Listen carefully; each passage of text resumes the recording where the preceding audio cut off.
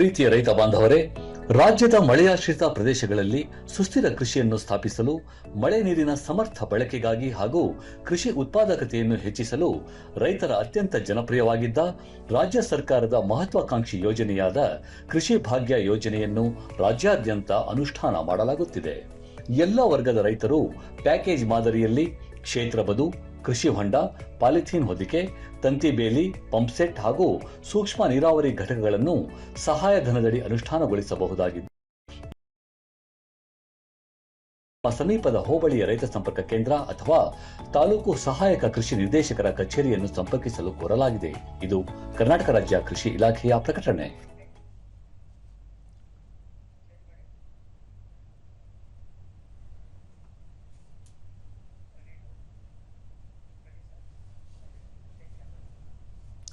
ಪ್ರೀತಿಯ ರೈತ ಬಾಂಧವರೇ ಹಾಗೂ ನೆಚ್ಚಿನ ಚಂದನ ವಾಹಿನಿಯ ವೀಕ್ಷಕರೇ, ತಮಗೆಲ್ಲರಿಗೂ ಕೃಷಿ ಇಲಾಖೆಯ ಪ್ರಾಯೋಜಿತ ರೈತ ಮಿತ್ರ ನೇರ ಫೋನ್ ಇನ್ ಕಾರ್ಯಕ್ರಮಕ್ಕೆ ಪ್ರೀತಿಯ ಸ್ವಾಗತ. ರೈತ ಬಾಂಧವರೇ, ನೀರು ವಿಶ್ವದ ಅತ್ಯಮೂಲ್ಯ ದ್ರಾವಣ.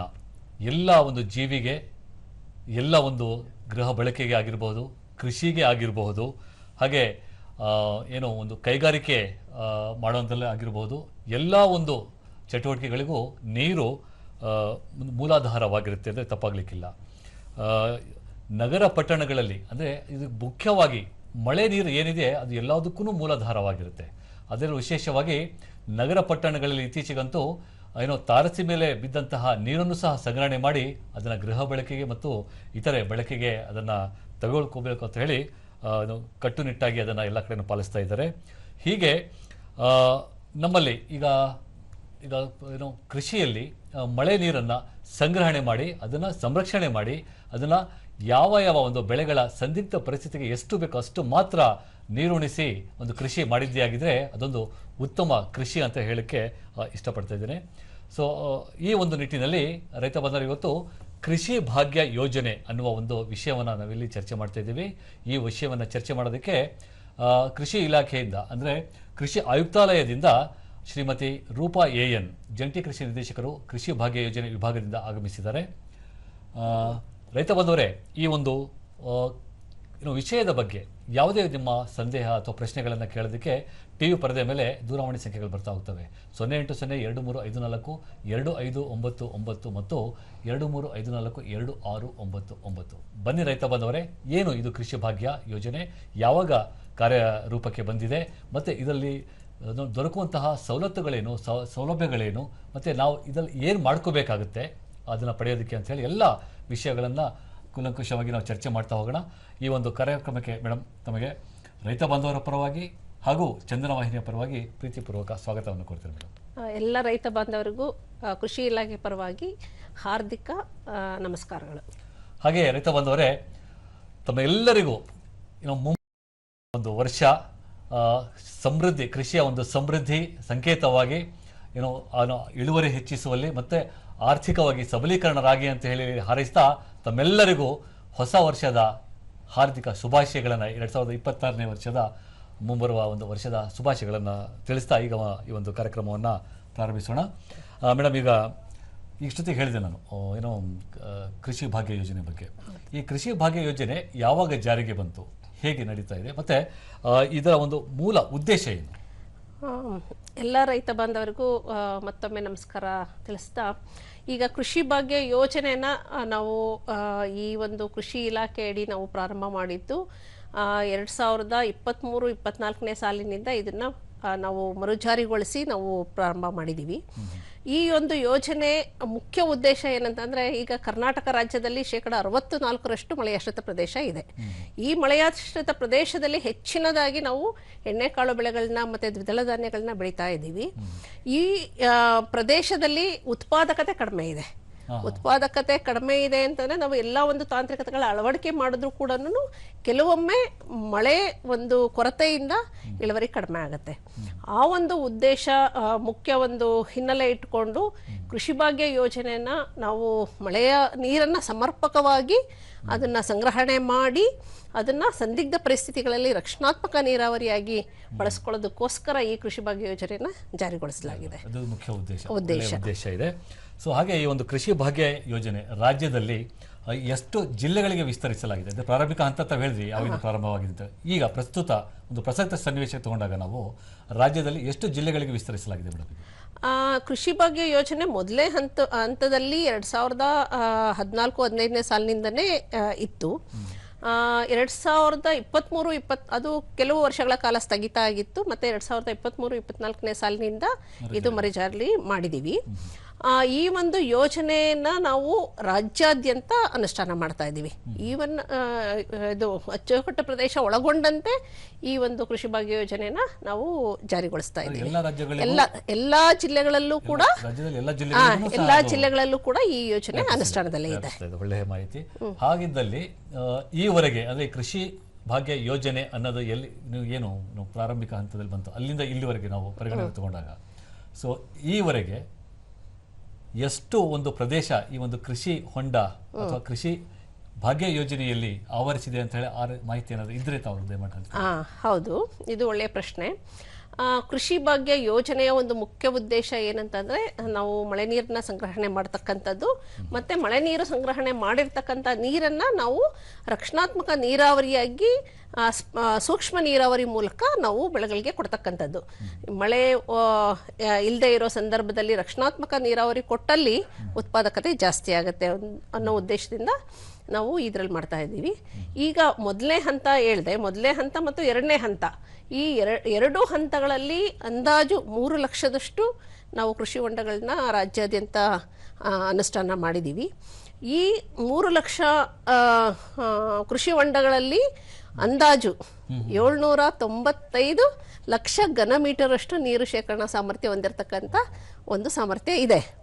ಇದರಲ್ಲಿ ರಕ್ಷಣಾತ್ಮಕ ನೀರಾವರಿಯಾಗಿ ನಾವು 3 ಲಕ್ಷ ಪ್ರದೇಶ ನಾವನ್ನ ಕೃಷಿ ನೀರಾವರಿಯಾಗಿ ಉಪಯೋಗ ಮಾಡ್ಬೋದು.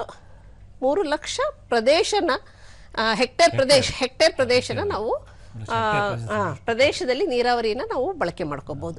ಒಳ್ಳೆಯ ಮಾಹಿತಿ. ಹೆಚ್ಚು ಕಡಿಮೆ ನೀವು ಹೇಳ್ತಿರೋದು ನೋಡಿದ್ರೆ ಒಂದು ಚಿಕ್ಕ ಚಿಕ್ಕ ಅಣೆಕಟ್ಟಿನ ನೀರನ್ನ ಸಂಗ್ರಹಣೆ ಮಾಡುವಷ್ಟು ಆ ಒಂದು ಹೇಳ್ದಂಗಿದೆ. ಸೊ ಈಗ ಈ ಒಂದು ಕೃಷಿ ಭಾಗ್ಯ ಯೋಜನೆಯಲ್ಲಿ ಯಾವ್ಯಾವ ಘಟಕಗಳನ್ನ ರೈತರಿಗೆ ವಿತರಿಸಲಾಗ್ತಾ ಇದೆ ಮತ್ತೆ ಆ ಒಂದು ಘಟಕಗಳಿಗೆ ಎಷ್ಟು ಸಹಾಯಧನವನ್ನು ನೀಡಲಾಗ್ತಾ ಇದೆ, ಅದು ಚೂರು ಮಾಹಿತಿ ಹಂಚಿಕೊಳ್ಳಿ ಮೇಡಮ್. ಕೃಷಿ ಭಾಗ್ಯ ಯೋಜನೆಯನ್ನ ನಾವು ಪ್ಯಾಕೇಜ್ ರೂಪದಲ್ಲಿ ಅನುಷ್ಠಾನ ಮಾಡ್ತಾ ಇದ್ದೀವಿ.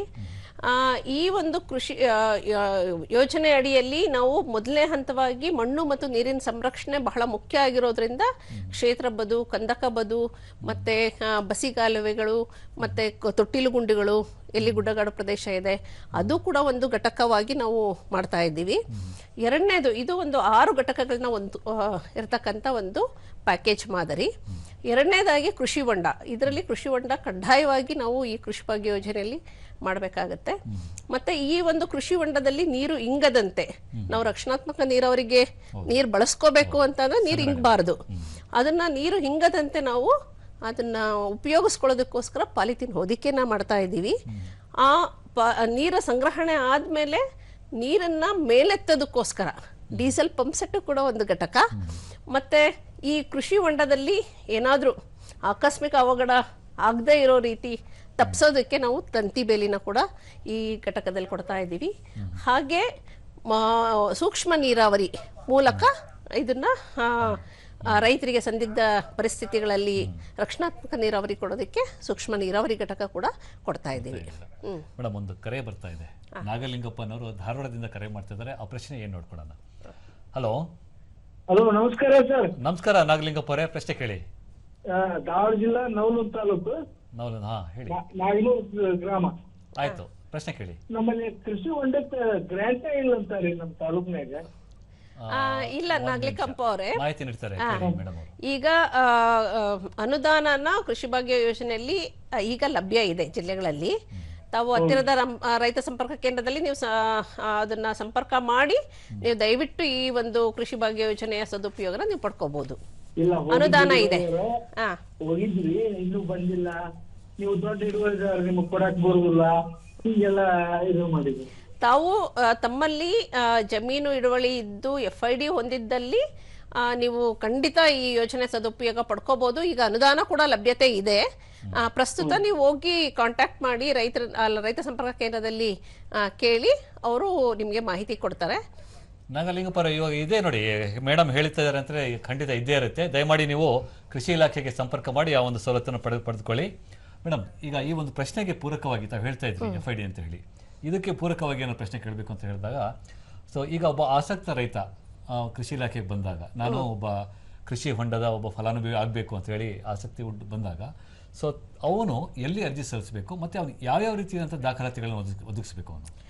ಈ ಯೋಜನೆ ರಾಜ್ಯಾದ್ಯಂತ ಅನುಷ್ಠಾನ ಆಗ್ತಾ ಇರೋದ್ರಿಂದ ಎಲ್ಲ ರೈತ ಸಂಪರ್ಕ ಕೇಂದ್ರಗಳ ಮೂಲಕ ತಾವು ಅರ್ಜಿ ಸಲ್ಲಿಸಬಹುದು. ಈ ಅರ್ಜಿನ ಸಲ್ಲಿಸೋದಕ್ಕೆ ಅವರಿಗೆ ಮೂಲ ದಾಖಲಾತಿ ಅಂತ ಅಂದ್ರೆ ನಮ್ಮ ಇಲಾಖೆನಲ್ಲಿ ಕೊಡ್ತಕ್ಕಂಥ ಫ್ರೂಟ್ ID FID ಹೊಂದಿರತಕ್ಕಂಥ ಒಂದು ರೈತರು ಅವರು ನೇರವಾಗಿ ಅರ್ಜಿ ಸಲ್ಲಿಸಬಹುದು. ಮತ್ತೆ ಇದರಲ್ಲಿ ಏನಾಗಿದೆ, ಹಿಂದೆ ಯಾವುದಾದ್ರೂ ಯೋಜನೆ ಅಡಿಯಲ್ಲಿ ಅವ್ರು ಏನಾದರೂ ಫಲಾನುಭವಿ ಆಗಿದ್ರೆ ಅವ್ರಿಗೆ ಕೃಷಿ ಹೊಂಡ ಅವರು ಫಲಾನುಭವಿ ಆಗಿದ್ರೆ ಮಾತ್ರ ಇದನ್ನ ಹೋಗಿ ಅವಕಾಶ ಇರಲ್ಲ. ಅದನ್ನ ಹೊರತುಪಡಿಸಿದ್ರೆ ಎಲ್ಲ ರೈತರಿಗೂ ಕನಿಷ್ಠ 1 ಎಕರೆ ಜಮೀನು ಇರಬೇಕು, ಅಥವಾ ಗುಡ್ಡಗಾಡು ಅಥವಾ ಮಲೆನಾಡು ಪ್ರದೇಶದಲ್ಲಿ 1/2 ಎಕರೆ ಇದ್ರೂ ಕೂಡ ರೈತರು, ಈ ಒಂದು ಹಿಡುವಳಿ ಇರತಕ್ಕಂಥ ರೈತರು ಕೂಡ ಅರ್ಜಿ ಸಲ್ಲಿಸಿ ಇದನ್ನ ಯೋಜನೆಯನ್ನ ಸದುಪಯೋಗ ಪಡ್ಕೋಬಹುದು. ಮತ್ತೊಂದು ಕರೆ ಬರ್ತಾ ಇದೆ. ದೇವರೆಡ್ಡಿ ಅನ್ನೋರು ರಾಯಚೂರಿಂದ ಕರೆ ಮಾಡ್ತಾ ಇದ್ದಾರೆ. ಏನ್ ಪ್ರಶ್ನೆ ನೋಡೋಣ. ಹಲೋ ಹಲೋ ಹಾ, ನಮಸ್ಕಾರ ದೇವರೆಡ್ಡಿ ಅವರೇ, ಹೊಸ ವರ್ಷ ಶುಭಾಶಯಗಳು ತಮಗೆ. ಕೇಳಿ. ನಮ್ಮಲ್ಲಿ 9 ಎಕರೆ ಭೂಮಿ ಬೇರೆ, ಅದರ ಬಗ್ಗೆ ಅದರಲ್ಲಿ 1 ಎಕರೆ ಕೃಷಿ ಹೊಂಡ ಮಾಡೋದನ್ನು ಮಾಡಿದ್ದೇವೆ. ಅದ್ರ ಬಗ್ಗೆ ಆಯ್ತು, ಮಾಹಿತಿ ನೀಡ್ತಾರೆ ಕೇಳಿ. ಈಗ ತಾವು 1 ಎಕರೆ ಮಾಡಬೇಕು ಅಂತ ನೀವು ಯೋಚನೆ ಮಾಡ್ಕೊಂಡಿದ್ದೀರಾ, ಆದ್ರೆ ಈ ಕೃಷಿ ಭಾಗ್ಯ ಯೋಜನೆ ಅಡಿಯಲ್ಲಿ ಅಷ್ಟು 1 ಎಕರೆ ಮಾಡೋದಕ್ಕೆ ಅವಕಾಶ ಇರೋದಿಲ್ಲ. ಗರಿಷ್ಠ ಅಳತೆ ಇರತಕ್ಕಂಥದ್ದು ಅಂದ್ರೆ 21 ಮೀಟರ್ ಉದ್ದ, 21 ಮೀಟರ್ ಅಗಲ ಮತ್ತು 3 ಮೀಟರ್ ಆಳ, ಇಷ್ಟು ಮಾತ್ರ ಅವರು ನೀವು ತಗೋಬಹುದು. ಇದೇ ನಮ್ಮ ಕೃಷಿ ಇಲಾಖೆ ಕೃಷಿ ಭಾಗ್ಯ ಯೋಜನೆಯಲ್ಲಿ ಇರತಕ್ಕಂಥ ಗರಿಷ್ಠ ಒಂದು ಅಳತೆ ಇರತಕ್ಕಂಥ ಕೃಷಿ ಹೊಂಡ. ಅದನ್ನ ನೀವು ಹತ್ತಿರದ ರೈತ ಸಂಪರ್ಕ ಕೇಂದ್ರದಲ್ಲಿ ಅರ್ಜಿ ಸಲ್ಲಿಸಿ ತಗೋಬಹುದು. ಓಕೆ, ಮಾಹಿತಿ ಸಿಕ್ಕಿದೆ ಅಂತ ಭಾವಿಸ್ತಾ ಮೇಡಮ್, ಈಗ ರೈತರು ಬೇರೆ ಬೇರೆ ಯೋಜನೆಗಳಲ್ಲಿ ಈಗ ಏನೋ NREGA MNREGA ಇರ್ಬೋದು, ಅಥವಾ ಮತ್ತೆ ಯಾವುದಾದ್ರೂ ಏನೋ ತೋಟಗಾರಿಕೆಯಿಂದ ಅಲ್ಲಿ ಅವರೇನಾದರೂ ಕೃಷಿ ಹೊಂಡ ನಿರ್ಮಾಣ ಮಾಡಿಕೊಂಡು ತಮ್ಮಲ್ಲಿ ಉಳಿದ ಘಟಕಗಳನ್ನ ಏನಾದರೂ ಕೊಡೋದಕ್ಕೆ ಅವಕಾಶ ಇದೆಯಾ ಅಂತ ಕೇಳಿದಾಗ, ಇಲ್ಲ, ಕೃಷಿ ಭಾಗ್ಯ ಯೋಜನೆ ಅಡಿಯ ಫಲಾನುಭವಿ ಆಗೋದಕ್ಕೆ ಕೃಷಿ ಹೊಂಡ ನಿರ್ಮಾಣ ಕಡ್ಡಾಯ ಆಗಿರುತ್ತದೆ. ಈ ಬೇರೆ ಒಂದು ಯೋಜನೆಗಳಡಿಯಲ್ಲಿ ಅವರು ಏನಾದ್ರೂ ತಗೊಂಡಿದ್ರೆ ಇವರು ಅರ್ಹರಿಲ್ಲ. ನಮ್ಮ ಕೃಷಿ ಭಾಗ್ಯ ಯೋಜನೆಯ ಸದುಪಯೋಗ ಪಡ್ಕೊಳ್ಳೋದಕ್ಕೆ ಅರ್ಹರಿರಲ್ಲ.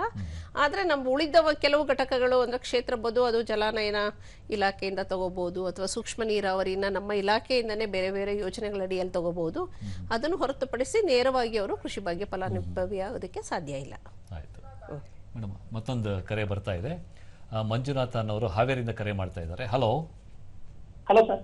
ನಮಸ್ಕಾರ ಮಂಜುನಾಥ್ ಅವರೇ. ನಮಸ್ಕಾರ ಸರ್. ತಮ್ಮ ಪ್ರಶ್ನೆ ಕೇಳಿ. ಸರ್, ನಮ್ದು 2000 ಈ ಕೃಷಿ ಭಾಗ್ಯ ಯೋಜನೆಯಲ್ಲಿ ನಮಗೆ ಕೃಷಿ ಹೊಂಡ ನಿರ್ಮಾಣ ಆಯ್ತು ಮೇಡಮ್. ಸರಿ.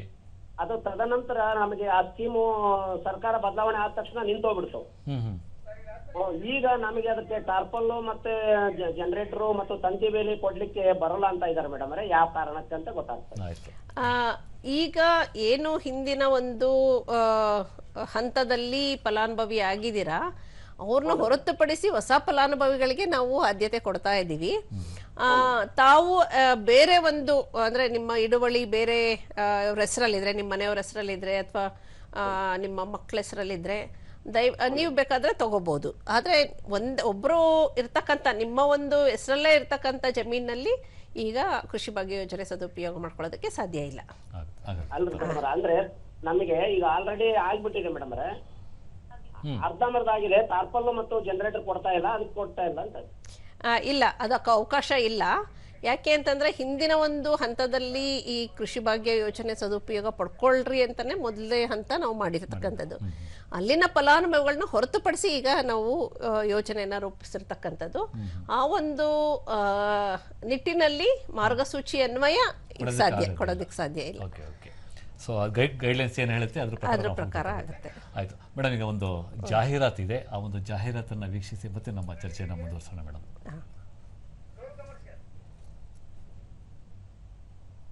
ಅನ್ನದಾತ ಸುಖೀ ಭವ ಎಂಬುದು ನಮ್ಮ ಸಂಸ್ಕೃತಿ. ನೇಗಿಲ ಯೋಗಿ ದೇಶದ ಬೆನ್ನೆಲುಬು. ಈ ಅನ್ನದಾತನನ್ನ ನಾವು ಸದಾ ಸ್ಮರಿಸೋಣ. ಆತನ ಕೈಯಿಂದ ಬೆಳೆದಂತಹ ದವಸ ಧಾನ್ಯಗಳನ್ನ ನಾವು ಗೌರವದಿಂದ ಸ್ವೀಕರಿಸೋಣ. ಕರ್ನಾಟಕ ರಾಜ್ಯದ ಕಲ್ಯಾಣ ಕರ್ನಾಟಕ ಭಾಗದ ಕಲಬುರಗಿ ಮತ್ತು ಯಾದಗಿರಿ ಜಿಲ್ಲೆಗಳು ಕರ್ನಾಟಕದ ದ್ವಿದಳ ಧಾನ್ಯಗಳ ಕಣಜವೆಂದೇ ಸುಪ್ರಸಿದ್ಧವಾಗಿವೆ. ಕಲಬುರಗಿಯ ಭೀಮಾ ತೊಗರಿ ಬೇಳೆಗೆ ಭೌಗೋಳಿಕ ಸೂಚ್ಯಂಕ ಅಂದ್ರೆ ಜಿಐ ಟ್ಯಾಗ್ ಮಾನ್ಯತೆ ದೊರೆತಿದೆ. ಭೀಮಾ ನದಿಯ ಫಲವತ್ತಾದ ಮಣ್ಣು ಈ ತೊಗರಿಗೆ ವಿಶಿಷ್ಟ ರುಚಿ, ಉತ್ತಮ ಪೌಷ್ಟಿಕಾಂಶ ಮತ್ತು ಶೀಘ್ರವಾಗಿ ಬೇಯುವಂತಹ ಗುಣವನ್ನು ನೀಡಿದೆ. ಇದು ಕೇವಲ ತೊಗರಿ ಬೇಳೆ ಅಷ್ಟೇ ಅಲ್ಲ, ನಮ್ಮ ಕರ್ನಾಟಕದ ಹೆಮ್ಮೆ ಕೂಡ ಹೌದು. ಕರ್ನಾಟಕ ಸರ್ಕಾರವು ಈ ತೊಗರಿಯನ್ನ ಭೀಮಾ ಪಲ್ಸಸ್ ಎಂಬ ಬ್ರ್ಯಾಂಡಿನೊಂದಿಗೆ ಜನಸಾಮಾನ್ಯರಿಗೆ ಒದಗಿಸ್ತಾ ಇದೆ. ನಮ್ಮ ನಾಡಿನ ಬ್ರ್ಯಾಂಡ್ಗಳನ್ನ ಪ್ರೀತಿಸೋಣ, ಬೆಂಬಲಿಸೋಣ ಮತ್ತು ಬೆಳೆಸೋಣ. ಭೀಮಾ ಪಲ್ಸಸ್ ತೊಗರಿಯನ್ನ bhimapulses.com ವೆಬ್ಸೈಟ್ ಅಥವಾ ಅಮೆಜಾನ್ ಮೂಲಕವೂ ಸಹ ಖರೀದಿಸಬಹುದಾಗಿದೆ.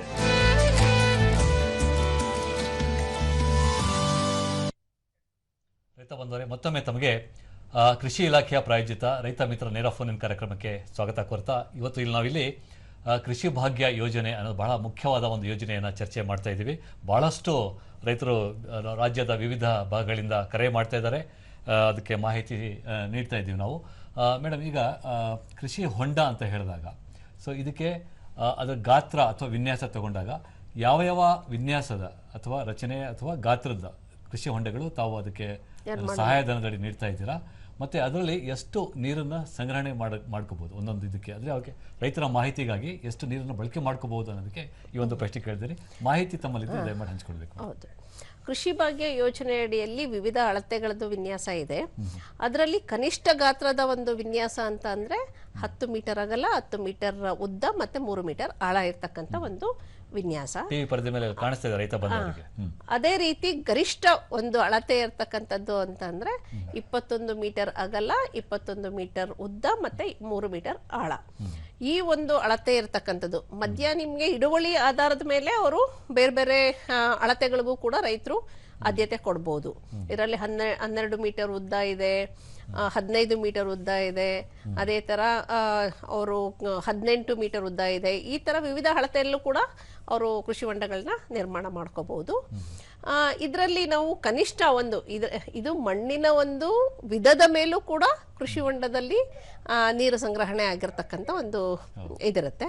ಕಪ್ಪು ಮಣ್ಣಲ್ಲಿ ಸ್ವಲ್ಪ ಬೇರೆ ಸ್ಟೋರೇಜ್ ಕೆಪಾಸಿಟಿ ಇರುತ್ತೆ, ಸಾಮರ್ಥ್ಯ ಇರತಕ್ಕಂಥದ್ದು. ಲ್ಯಾಟ್ರೈಟ್ ಅಂತಂದ್ರೆ ಜಂಬಿಟ್ಟಿಗೆ ಮಣ್ಣಲ್ಲಿ ಒಂದು ಶೇಖರಣಾ ಸಾಮರ್ಥ್ಯ ವ್ಯತ್ಯಾಸ ಇರುತ್ತೆ. ಅದೇ ರೀತಿ ಕೆಂಪು ಮಣ್ಣಲ್ಲೂ ಕೂಡ ಇರುತ್ತೆ. ನಾವು ಒಂದು ನಾವು ಕೆಂಪು ಮಣ್ಣನ್ನ ನಾವು ಆಧಾರವಾಗಿ ತಗೊಂಡ್ರೆ ಕನಿಷ್ಠ ಅಳತೆಯ ಒಂದು ಕೃಷಿ ಹೊಂಡದಲ್ಲಿ ಅಂದಾಜು 2 ಲಕ್ಷ ಲೀಟರ್ ನೀರನ್ನ ಶೇಖರಣೆ ಮಾಡತಕ್ಕಂಥ ಒಂದು ಸಾಮರ್ಥ್ಯ ಹೊಂದಿದೆ. ಇದು ಮಿನಿಮಮ್ 2 ರಿಂದ 9 ಲಕ್ಷದವರೆಗೂ ಆಗುತ್ತೆ. ಅಂದ್ರೆ ಮಳೆ ಬಂದಂಗೆ ಅದು ಜಾಸ್ತಿ ಆದಂಗೆ ಎಲ್ಲ ಅದು ಕೆಪಾಸಿಟಿ ಸಾಮರ್ಥ್ಯ ಜಾಸ್ತಿ ಇರುತ್ತೆ. ಆದ್ರೆ ಉತ್ತಮವಾಗಿ ನಾವು ಈ ಒಂದು ಗರಿಷ್ಠ ಮಟ್ಟದಲ್ಲಿ 11 ಲಕ್ಷ ಲೀಟರ್ ನೀರುವರೆಗೂ ನಾವು ಇದನ್ನ ಅಳತೆನಲ್ಲಿ ನೀರು ಶೇಖರಣೆ ಆಗೋ ಸಾಮರ್ಥ್ಯ ಇದೆ. ಬಹಳ ಉತ್ತಮವಾದ ಪ್ರಶ್ನೆ ಹೇಳಿದ್ರೆ. ಮತ್ತೆ ಇದಕ್ಕೆ ಪೂರಕವಾಗಿ ಒಂದು ಪ್ರಶ್ನೆ ಕೇಳ್ತೀನಿ, ಅದಕ್ಕೆ ಮುಂಚೆ ಇನ್ನೊಂದು ಕರೆ ಬರ್ತಾ ಇದೆ. ಕುಬೇರನ್ ಅವರು ಮಂಡ್ಯದಿಂದ ಕರೆ ಮಾಡ್ತಾ ಇದ್ದಾರೆ, ನೋಡೋಣ ಪ್ರಶ್ನೆ ಏನು. ಹಲೋ ಹಲೋ ಸರ್, ನಮಸ್ಕಾರ. ನಮಸ್ಕಾರ ಕುಬೇರ್ ಅವರೇ, ಪ್ರಶ್ನೆ ಸರ್, ಮಂಡ್ಯ ಜಿಲ್ಲೆ ಪಾಂಡುಪುರ ತಾಲೂಕು ಸರ್. ಗೊತ್ತಾಯ್ತು ಪಾಂಡುಪುರ ಗೊತ್ತಾಯ್ತು. ಹಾ ಸರ್, ಏನಿಲ್ಲ, ಕೃಷಿ ಹೊಂಡ ಮಾಡ್ಲಿಕ್ಕೆ ಮಣ್ಣಲ್ಲಿ ಉದ್ದಿಗೆ ಹಾಕೊಂಡು ಪೇಪರ್ ಹಾಕೊಳ್ಳಿ ಅಂತ ಹೇಳ್ತಾ ಇದಾರೆ ಸರ್. ಆದ್ರೆ ಈ ಕಾಂಕ್ರೀಟ್ ವಾಲ್ನ ನೀವು ಅದಕ್ಕೆ ಸಬ್ಸಿಡಿ ಕೊಟ್ರೆ ನಾವು ರೈತರಿಗೆ ಅನುಕೂಲ ಆಗುತ್ತೆ ಸರ್. ಇದು ಮಣ್ಣಲ್ಲಿ ಮಾಡುವಂತದ್ದು ಲೀಕೇಜ್ ಆಗುತ್ತೆ ಪೇಪರ್, ಮತ್ತೆ ಮಳೆ ನೀರು ಬಂದು ಶೇಖರಣೆ ಆಗಲ್ಲ. ಅಲ್ಲಿ ಭೂಮಿಯಿಂದ ಮೇಲ್ಪಟ್ಟು ಹೊಂಡ ಮಾಡ್ಬೇಕು. ಅದಕ್ಕೆ ಕಾಂಕ್ರೀಟ್ ನಲ್ಲಿ ಮಾಡಿದ್ರೆ ಶಾಶ್ವತವಾಗಿ ಉಳಿತದಲ್ಲ ಅಂತ ಸರ್. ಕಾಂಕ್ರೀಟ್ ಅಲ್ಲಿ ಅವಕಾಶ ಇದೆಯಾ ಅಥವಾ ಇದೆ ಅಥವಾ ಇಲ್ಲ ಅಂದ್ರೆ ಯಾಕಿಲ್ಲ ಅದು ಹೇಳ್ತಾರೆ ನೋಡಿ. ಈ ಕೃಷಿ ಬಗ್ಗೆ ಯೋಜನೆ ಅಡಿಯಲ್ಲಿ ನಾವು ಪಾಲಿಥೀನ್ ಹೊದಿಕೆಯನ್ನ ನಾವು ಶಿಫಾರಸ್ ಮಾಡ್ತಾ ಇದ್ದೀವಿ. ಇದು 10 ರಿಂದ 15 ವರ್ಷಗಳ ಕಾಲ ಬಾಳಿಕೆ ಬರುತ್ತೆ. ಒಂದು ಎರಡನೇದು, ನೀವು ಚೆನ್ನಾಗಿ ನಿರ್ವಹಣೆ ಮಾಡಿದ್ರೆ 20 ವರ್ಷದವರೆಗೂ ಕೂಡ ಕೃಷಿ ಹೊಂಡ ಚೆನ್ನಾಗಿ ಅಂದ್ರೆ ಹೊದಿಕೆ ಇರ್ತಕ್ಕಂಥದ್ದನ್ನ ನಾವು ಕಾಣ್ತಾ ಇದ್ದೀವಿ. ಈ ಕಾಂಕ್ರೀಟ್ ನಲ್ಲಿ ಮಾಡ್ತಕ್ಕಂಥ ಕೃಷಿ ಹೊಂಡಕ್ಕೆ ಇದು ಸಹಾಯಧನ ಜಾಸ್ತಿ ಬೇಕಾಗತ್ತೆ. ಹೆಚ್ಚು ರೈತರನ್ನ ನಾವು ಇಲ್ಲಿ ಇದನ್ನ ಮಾಡಕ್ಕಾಗಲ್ಲ, ಅಂದ್ರೆ ಅವ್ರಿಗೆ ಸಹಾಯಧನ ಕೊಡಕ್ಕಾಗಲ್ಲ, ಸವಲತ್ತಿಗೆ ನೀಡೋದಕ್ಕಾಗಲ್ಲ, ಈಡೇರಲ್ಲ. ಆ ಒಂದು ನಿಟ್ಟಿನಲ್ಲಿ ಈಗ ಪ್ರಸ್ತುತ ಎಲ್ಲರಿಗೂ ಕೂಡ ಪಾಲಿಥೀನ್ ಹೊದಿಕೆನೆ ಕೂಡ ಶಿಫಾರಸ್ ಮಾಡ್ತಾ ಇದ್ದೀವಿ. ಅದರಲ್ಲಿ ನಾವು ಒಳ್ಳೆ ಗುಣಮಟ್ಟ ಅಂತ ಅಂದ್ರೆ 500 ಮೈಕ್ರಾನ್ ವರ್ಗುನು ಕೃಷಿ ಇದು ಪಾಲಿಥೀನ್ ಹೊದಿಕೆ ಏನಾದ್ರೂ ತಾವು ಹಾಕೊಂಡ್ರೆ ನಿಮ್ಗೆ ತುಂಬಾ ವರ್ಷಗಳ ಕಾಲ ಅದು ಬಳಕೆ ಬರುತ್ತೆ. ಮೇಡಮ್, ಈಗ ಪಾಲಿಥೀನ್ ಹೊದಿಕೆ ಅಂತ ಹೇಳ್ತಿದ್ರಲ್ಲ, ಸೊ ಕೆಲವೊಂದು ಮಣ್ಣಲ್ಲಿ ನೀರು ಏನು ಬೇಗ ಇಂಗೋದಿಲ್ಲ, ಸೊ ಅಂತ ಮಣ್ಣಲ್ಲೂ ಪಾಲಿಥೀನ್ ಹೊದಿಕೆ ಬೇಕಾಗಿರುತ್ತಾ ಅಥವಾ ಎಲ್ಲ ಮಣ್ಣಿನ ವಿಧದ ಮಣ್ಣಿಗಳಿಗೂ ಬೇಕಾಗಿರುತ್ತಾ? ಇಲ್ಲ, ಇದು ಕೆಂಪು ಮಣ್ಣಲ್ಲಿ ಕಡ್ಡಾಯವಾಗಿ ಪಾಲಿಥೀನ್ ಹೊದಿಕೆ ಮಾಡಲೇಬೇಕಾಗತ್ತೆ. ಆದ್ರೆ ಕಪ್ಪು ಮಣ್ಣು ಮತ್ತು ಜಂಬಿಟ್ಟಿಗೆ ಮಣ್ಣಿನಲ್ಲಿ ನಾವು ಪಾಲಿಥೀನ್ ಹೊದಿಕೆಗೆ ವಿನಾಯಿತಿ ಕೊಟ್ಟಿದ್ದೀವಿ. ರೈತರು ಬೇಕಂದ್ರೆ ಅದನ್ನ ಹಾಕೋಬಹುದು, ಅದನ್ನ ಅಳವಡಿಸ್ಕೋಬಹುದು. ಇಲ್ಲ ಅಂತ ಅಂದ್ರೆ ಅವ್ರಿಗೆ ನೀರು ಇಂಗ್ತಾ ಇಲ್ಲ, ನಮ್ಗೆ ಇದಿಲ್ಲ ಅಂದ್ರೆ ಪಾಲಿಥೀನ್ ಹೊದಿಕೆ ಕಡ್ಡಾಯ ಇರೋದಿಲ್ಲ, ಅವರಿಗೆ ಇರೋದಿಲ್ಲ. ಮೇಡಮ್, ಈಗ ಈ ಒಂದು ಯೋಜನೆ ಅನುಷ್ಠಾನಕ್ಕೆ ಅಂದರೆ ರೈತರಿಗೆ ಬಳಕೆ ಮಾಡ್ಕೊಳ್ಳೋಕ್ಕೆ ರೈತರಿಗೆ ಅರ್ಹತೆ ಅಂತ ಒಂದು ಇರುತ್ತಲ್ಲ, ಎಲಿಜಿಬಲ್ ಫಾರ್ಮರ್ ಅಂತ ಹೇಳ್ತಿರೋದು, ಅರ್ಹ ರೈತ ಯಾರು ಅಂತ ಹೇಳಿದಾಗ ಏನೇನು ಇದರಲ್ಲಿ ಅರ್ಹ ರೈತ ಅಂತಂದ್ರೆ ನಮ್ಮ ರಾಜ್ಯಾದ್ಯಂತ FID ಇರ್ತಕ್ಕಂಥ ಎಲ್ಲಾ ರೈತರು ಕೂಡ ಅರ್ಹರಾಗಿರ್ತಾರೆ. ಒಂದು ಇದರಲ್ಲಿ ನಾವೇನ್ ಹೇಳ್ತೀವಿ ಅಂತ ಅಂದ್ರೆ ಹೆಚ್ಚಿನದಾಗಿ 1 ಎಕರೆ ಮಿನಿಮಮ್ ಅವ್ರಿಗೆ ಜಮೀನು ಹಿಡುವಳಿ ಇರ್ತಕ್ಕಂಥದ್ದು ಇರಬೇಕು. ಆದ್ರೆ ಗುಡ್ಡಗಾಡು ಮತ್ತೆ ಮಲೆನಾಡು ಪ್ರದೇಶದಲ್ಲಿ 0.5 ಎಕರೆ ಅಂದ್ರೆ ಅರ್ಧ ಎಕರೆ ಇರ್ತಕ್ಕಂಥ ಒಂದು ಹಿಡುವಳಿದಾರರಿಗೆ ಎಲ್ಲಿ ಮಳೆ ನೀರು ಸಂಗ್ರಹಣೆಗೆ ಜಲಾನಯನ ಪ್ರದೇಶ ಇರುತ್ತೆ ಅಂತ ಒಂದು ರೈತರಿಗೂ ಕೂಡ ಅವಕಾಶ ಇದೆ. ಮತ್ತೊಂದು ಕರೆ ಬರ್ತಾ ಇದೆ. ನರಸಿಂಹಯ್ಯ ಅನ್ನೋರು ಮಾಗಡಿಯಿಂದ ಕರೆ ಮಾಡ್ತಾ ಇದ್ದಾರೆ. ಹಲೋ ಸರ್, ನರಸಿಂಹಯ್ಯ ಅಂತ ಸರ್, ಮಾಗಡಿ ಗೊತ್ತಾಯ್ತು. ಕೃಷಿ ಇಲಾಖೆಯಿಂದ ನಾವು ಹಿಂದೆ ಒಂದು 10 ವರ್ಷದ ಹಿಂದೆ ಇದನ್ನ ಪಾಲಿಥೀನ್ ಕವರ್ ತಗೊಂಡಿದ್ದು, ಅದು ಅರ್ಧವಾಗಿದೆ ಸರ್. 10 ವರ್ಷದ ಹಿಂದೆ ಈಗ ಅರ್ಧೋಗಿರೋದ್ರಿಂದ ಹೊಸಕ್ಕೆ ತಗೊಳಕ್ ಹೋದ್ರೆ ಅದು ನಾವು ಬಡವರು ಅಷ್ಟೊಂದು ತಗೊಳಕ್ ಆಗಲ್ಲ, ದುಡ್ಡಿಲ್ಲ. ಹೌದು, ಅದಕ್ಕೆ ನಿಮ್ಮಲ್ಲಿ ತಿರ್ಗಾ ಅದೊಂದು ಪ್ರಾವಿಷನ್ ಕೊಟ್ರೆ ಅದು ಸಬ್ಸಿಡಿ ರೈಟ್ ಎಲ್ಲ ಏನೋ ಕೊಟ್ರೆ ನಾವು ತಗೊಂತೀವಿ ಸರ್. ಆಯ್ತು, ಅದಕ್ಕೆ ನರಸಿಂಹಯ್ಯ ಅವರೇ, ಒಂದು ನಮ್ಮ ಮಾರ್ಗಸೂಚಿ ಅನ್ವಯ ನಾನು ಈಗಾಗಲೇ ಬೇರೆ ರೈತರು ಕೂಡ ಇದೇ ಪ್ರಶ್ನೆ ಕೇಳಿದ್ರು, ಅವ್ರಿಗೆ ಮಾಹಿತಿ ಕೊಟ್ವಿ. ಮಾರ್ಗಸೂಚಿ ಅನ್ವಯ ಹಿಂದಿನ ಒಂದು ಹಂತ ಅಂದ್ರೆ ಹಿಂದಿನ ಸಾಲುಗಳಲ್ಲಿ ಯಾರು ಕೃಷಿ ಹೊಂಡ ಮಾಡಿಕೊಂಡು ಪಾಲಿಥೀನ್ ಹೊದಿಕೆ ತಗೊಂಡಿದಾರೋ ಅಂತವ್ರನ್ನ ಹೊರತುಪಡಿಸಿ ಹೊಸ ರೈತರಿಗೆ ಅಂದ್ರೆ ಯಾರು ನೂತನವಾಗಿ ಮಾಡ್ಕೊಂತಾ ಇದಾರೋ ಅಂತವ್ರಿಗೆ ನಾವು ಅವಕಾಶ ಕೊಟ್ಟಿದ್ದೀವಿ. ಯಾಕೆ ಅಂತಂದ್ರೆ ಈಗ ರೈತರಿಗೆ ಈಗಾಗಲೇ ಕೃಷಿ ಭಾಗ್ಯ ಯೋಜನೆಯ ಒಂದು ಸದುಪಯೋಗದಿಂದ ಅವರ ಒಂದು ಜೀವನ ಮಟ್ಟ ಸುಧಾರಿಸಿದೆ, ಅವರಿಗೆ ಇಳುವರಿ ಜಾಸ್ತಿ ಆಗ್ತಿದೆ ಅಂತ ನಿಮ್ಗಾಗಲೇ ಮನವರಿಕೆ ಆಗಿದೆ. ತಾವು ಅದನ್ನ ಮುಂದುವರ್ಸ್ಕೊಳ್ಳೋ ಹೋಗೋ ಒಂದು ಇದು ಹಂತದಲ್ಲಿ ತಾವಿರ್ತೀರ. ಆದರೆ ಹೊಸ ರೈತರಿಗೆ ಇದನ್ನ ಪರಿಚಯ ಮಾಡಿಸ್ಬೇಕು ಮತ್ತೆ ಹೊಸ ರೈತರಿಗೆ ಹೆಚ್ಚಿನ ಒಂದು ಅವಕಾಶ ಕೊಡಬೇಕು ಅನ್ನೋ ದೃಷ್ಟಿ ಇಟ್ಕೊಂಡು ನಾವು ಮೊದಲನೇ ಹಂತದಲ್ಲಿ ಯಾರು ಫಲಾನುಭವಿ ಆಗಿರ್ತಾರೋ ಅವರಿಗೆ ಹೊರತುಪಡಿಸಿ ಮಾರ್ಗಸೂಚಿನ ಸಿದ್ಧಪಡಿಸಲಾಗಿರುತ್ತೆ, ಅದರಂತೆ ಅನುಷ್ಠಾನ ಮಾಡ್ತಾ ಇದ್ದೀವಿ. ಮೇಡಮ್, ಹಾಗೆಯೇ ಒಬ್ಬ ರೈತ ತಾನೇ ಒಂದು ಕೃಷಿ ಹೊಂಡವನ್ನು ನಿರ್ಮಾಣ ಮಾಡ್ಕೊಂಡಿರ್ತಾನೆ, ಮಾಡಿಕೊಂಡು ತಮ್ಮ ಯಾವುದೇ ಸವಲತ್ತುಗಳನ್ನು ಪಡ್ಕೊಂಡಿರಲ್ಲ, ಯಾವುದೇ ಇಲಾಖೆಯಿಂದ ಮಾಡ್ಕೊಂಡಿರ್ತಾನೆ ಒಬ್ಬ ರೈತ. ಸೊ ಅದನ್ನ ಆ ಒಂದು ಕೃಷಿ ಹೊಂಡ ಚಿಕ್ಕದಾಗಿರ್ಬೋದು ಅಥವಾ ಅದು ಮತ್ತೆ ವಿಸ್ತರಣೆ ಮಾಡಿ ನಿಮ್ಮ ಒಂದು ಗಾತ್ರಕ್ಕೆ ಸವಲತ್ತುಗಳನ್ನು ಪಡೆಯಕ್ಕೆ ಬಂದಾಗ ನೀವು ಅದಕ್ಕೆ ಅವಕಾಶ ಮಾಡಿಕೊಡ್ತೀರಾ? ಇಲ್ಲ, ಕೃಷಿ ಭಾಗ್ಯ ಯೋಜನೆಯಲ್ಲಿ ಅದಕ್ಕೂ ಕೂಡ ಅವಕಾಶ ಇರೋದಿಲ್ಲ.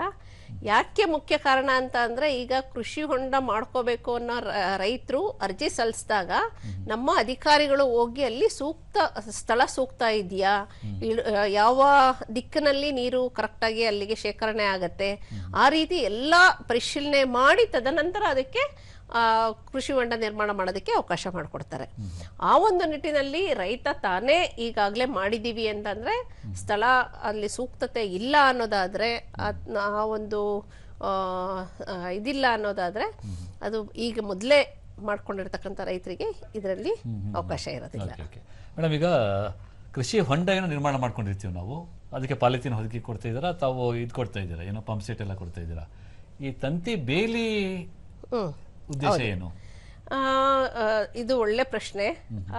ಎಲ್ಲ ರೈತ ಬಾಂಧವರಿಗೂ ನಾವು ಮನವಿ ಮಾಡ್ಕೊಡೋದು ಏನಂತ ಅಂದ್ರೆ ಈಗ ಕೃಷಿ ಭಾಗ್ಯ ನೀವು ಅನುಷ್ಠಾನ ಮಾಡ್ತಾ ಇರ್ತಕ್ಕಂಥ ರೈತರು ಕಡ್ಡಾಯವಾಗಿ ತಂತಿ ಬೇಲಿನ ಅಳವಡಿಸ್ಕೋಬೇಕು.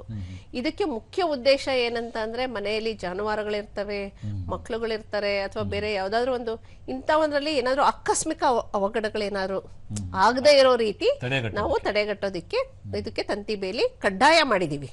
ಎಲ್ಲ ರೈತ ಬಾಂಧವರು ಅದನ್ನ ಯಾರು ಫಲಾನುಭವಿಯಾಗಿರ್ತೀರಾ ಅವರು ಕಡ್ಡಾಯವಾಗಿ ಅಳವಡಿಸ್ಕೋಬೇಕು ಅಂತ ಕೇಳ್ಕೊಂತೀನಿ. ಒಳ್ಳೇದು ಮೇಡಮ್, ಯಾಕಂತಂದ್ರೆ ಎಲ್ಲರ ಒಂದು ಸುರಕ್ಷತೆ ಬಹಳ ಮುಖ್ಯ. ಹೌದು, ಮನುಷ್ಯರದಾಗಿರ್ಬೋದು ಅಥವಾ ಪ್ರಾಣಿಗಳದಾಗಿರ್ಬೋದು. ಮೇಡಮ್ ಮತ್ತೊಂದು ಕರೆ ಬರ್ತಾ ಇದೆ.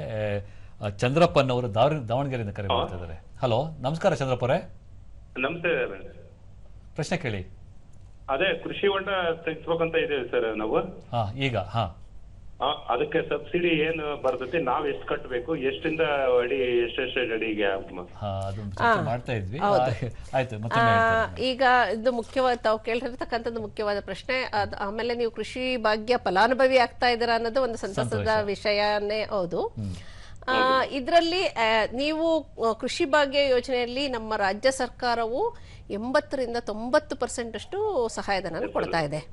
ಸಾಮಾನ್ಯ ವರ್ಗದವರಿಗೆ 80% ಕೊಡ್ತಾ ಇದೆ, ಮತ್ತೆ ಪರಿಶಿಷ್ಟ ಜಾತಿ ಪಂಗಡದವರಿಗೆ 90% ಸಹಾಯಧನ ಕೊಡ್ತಾ ಇದೆ. ಇದರಲ್ಲಿ ತಂತಿ ಬೇಲಿಗೆ ಮಾತ್ರ ಇದು 40% ಸಹಾಯಧನ ಇರುತ್ತೆ, ಮತ್ತೆ ಸಾಮಾನ್ಯ ವರ್ಗಕ್ಕೆ ಪರಿಶಿಷ್ಟ ಜಾತಿ ಪರಿಶಿಷ್ಟ ಪಂಗಡದವರಿಗೆ 50% ಇರುತ್ತೆ. ಇದನ್ನ ನೀವು ನಮ್ಮ ಇಲಾಖೆಗೆ ನೇರವಾಗಿ ಅರ್ಜಿ ಸಲ್ಲಿಸಿ ನೀವು ಫಲಾನುಭವಿ ಆಗ್ಬೋದು. ಮತ್ತೆ ಈಗಾಗಲೇ ಈಗ ಅನುದಾನ ಲಭ್ಯತೆ ಇರೋದ್ರಿಂದ ಕೂಡಲೇ ತಾವು ಅರ್ಜಿ ಸಲ್ಲಿಸಿ ಫಲಾನುಭವಿ ಆಗಬೇಕು ಅಂತ ನಾನು ಕೇಳ್ಕೊಂತೀನಿ. ರೈತ ಸಂಪರ್ಕ ಕೇಂದ್ರದಲ್ಲಿ ತಾವು ಅರ್ಜಿ ಸಲ್ಲಿಸಿ. ಧನ್ಯವಾದಗಳು ಮೇಡಮ್. ಅಂತಿಮವಾಗಿ ರೈತರಿಗೆ ಏನಾದರೂ ಒಂದು ಕಿವಿ ಮಾತು ಹೇಳಬೇಕು ಅಂತ ಬಯಸಿದ್ದಲ್ಲಿ ತಾವು ಈ ಒಂದು ಕೃಷಿ ಭಾಗ್ಯ ಯೋಜನೆ ಆಗಿರ್ಬೋದು, ಕೃಷಿ ಇಲಾಖೆ ವತಿಯಿಂದ ಏನು ಕಿವಿ ಮಾತು ಹೇಳಕ್ಕೆ ಬಯಸ್ತೀರಾ? ರೈತ ಬಾಂಧವರೇ, ಈಗ ತಮ್ಮೆಲ್ರಿಗೂ ಗೊತ್ತಿದೆ ಮಳೆಯಾಶ್ರಿತ ಪ್ರದೇಶ ಜಾಸ್ತಿ ಇರ್ತಕ್ಕಂಥದ್ದು. ಮತ್ತೆ ನಮಗೆ ಮಳೆಯಾಶ್ರಿತ ಪ್ರದೇಶದಲ್ಲಿ ನಾವೆಲ್ಲ ನೋಡ್ತಿರೋ ರೀತಿ ಪ್ರಮಾಣ ಮತ್ತೆ ಅವಧಿ ವ್ಯತ್ಯಾಸ ಆಗ್ತಾನೆ ಇರುತ್ತೆ. ನಮ್ಗೆ ಮಳೆ ಬೇಕು ಅನ್ನೋ ಹಂತದಲ್ಲಿ ಮಳೆ ಇರಲ್ಲ, ಅವಾಗ ಇಳುವರಿ ನಮ್ಗೆ ನಾವು ಅನ್ಕೊಂಡಿದ್ದಷ್ಟು ಇಳುವರಿ ಬರಲ್ಲ. ಆ ಒಂದು ಉದ್ದೇಶದಿಂದ ತಾವು ಕೃಷಿ ಭಾಗ್ಯ ಯೋಜನೆಯಲ್ಲಿ ಕೃಷಿ ಹೊಂಡ ನಿರ್ಮಾಣ ಮಾಡಿಕೊಂಡು ಈಗ ಸಂದಿಗ್ಧ ಪರಿಸ್ಥಿತಿಯಲ್ಲಿ ನೀವೇನಾದ್ರೂ ನೀರ್ನ 1 ಸರಿ 2 ಸರಿ ನೀರು ಕೊಟ್ಟರು ಸಾಕು, ನಮ್ಗೆ 20% to 30% ಅಷ್ಟು ಇಳುವರಿ ಉತ್ಪಾದಕತೆ ಜಾಸ್ತಿ ಆಗುತ್ತೆ. ಈ ಒಂದು ಯೋಜನೆಯನ್ನ ತಾವು ಎಲ್ಲರೂ ಸದುಪಯೋಗ ಪಡ್ಕೊಳ್ಳಿ. ಮತ್ತೆ ಏನು ಇಲಾಖೆನಲ್ಲಿ ಹೆಚ್ಚಿನ ಒಂದು ಸಬ್ಸಿಡಿ ಸಹಾಯಧನ ನಾವು ರಾಜ್ಯ ಸರ್ಕಾರ ಕೊಡ್ತಾ ಇದೆ, ಇದ್ರದ್ದು ಅನುಷ್ಠಾನ ಮಾಡ್ಕೋಬೇಕು ಅಂತ ನಾನು ಎಲ್ಲರೂ ಕೇಳ್ಕೊಂತೀನಿ. ಆಯ್ತು, ನೋಡಿದ್ರಲ್ಲ ರೈತ ಬಾಂಧವರೇ, ಕೃಷಿ ಭಾಗ್ಯ ಯೋಜನೆ ಅನ್ನೋದು ಎಷ್ಟು ಮುಖ್ಯವಾಗಿದೆ, ತಾವು ಹೇಗೆ ಅದನ್ನ ಸದ್ಬಳಕೆ ಮಾಡಿಕೊಂಡು ಸದುಪಯೋಗ ಪಡಿಸ್ಕೊಂಡು ಆರ್ಥಿಕವಾಗಿ ಸಬಲೀಕರಣರಾಗ್ಬೋದು ಅಂತ ಹೇಳಿ ಬಹಳಷ್ಟು ಮಾಹಿತಿಯನ್ನ ನಮ್ಮೊಡನೆ ಹಂಚಿಕೊಂಡಿದೆ. ಮೇಡಮ್, ಚಂದನ ವಾಹಿನಿಯ ಪರವಾಗಿ ಮತ್ತು ರಾಜ್ಯದ ಎಲ್ಲ ರೈತ ಬಾಂಧವರ ಪರವಾಗಿ ತಮಗೆ ಧನ್ಯವಾದಗಳನ್ನು ಸಲ್ಲಿಸುತ್ತೇನೆ. ಎಲ್ಲ ರೈತ ಬಾಂಧವರಿಗೂ ಕೃಷಿ ಇಲಾಖೆ ಪರವಾಗಿ ನಾನು ಧನ್ಯವಾದಗಳನ್ನ ಅರ್ಪಿಸ್ತಾ ಇದ್ದೀನಿ. Thank you.